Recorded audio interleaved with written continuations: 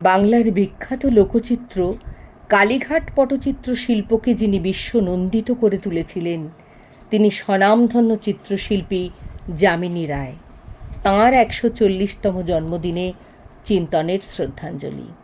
Government art স্কুলে ইউরোপীয় academic রীতিতে শিক্ষা গ্রহণ করলেও পরে ওই রীতির আড়ম্বরপ্রিয়তা পরিহার করে দেশজ সহজ রীতিতে চিত্র নির্মাণ শুরু করেন যামিনী রায়।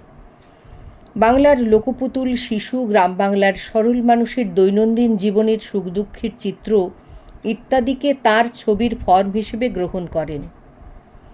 তিনি ক্যানভাস ছেড়ে কাপড়, মাদুর বা চুনকাম করা কাঠের উপর প্রাকৃতিক রং যেমন মাটি, চক, ফুলের নির্যাস এ সমস্ত ব্যবহার করতেন।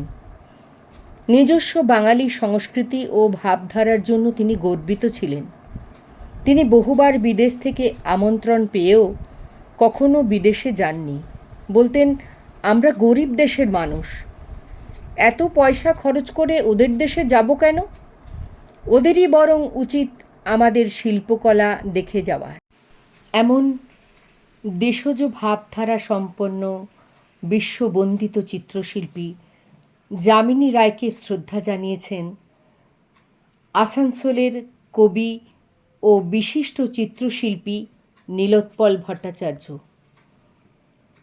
এখানে রয়েছে তার একটি কবিতা, সময়ের সমগ্র ক্যানভাস। নীলোৎপল ভট্টাচার্য।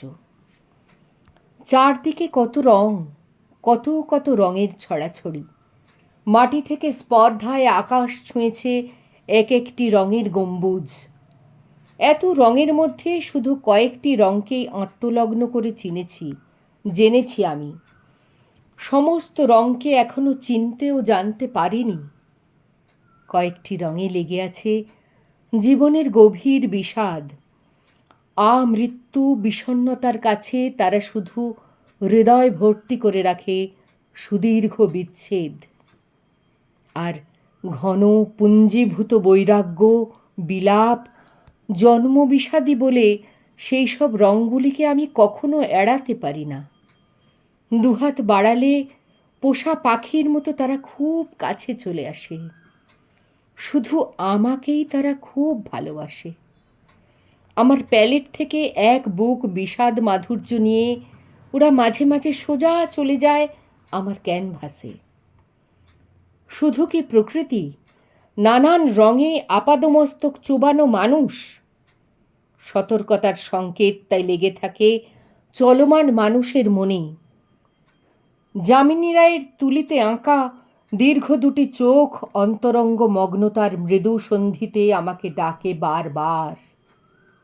মরমী আবেশে বর্ণময় স্পর্শ রাখে আমার এই একাকী যাপনে।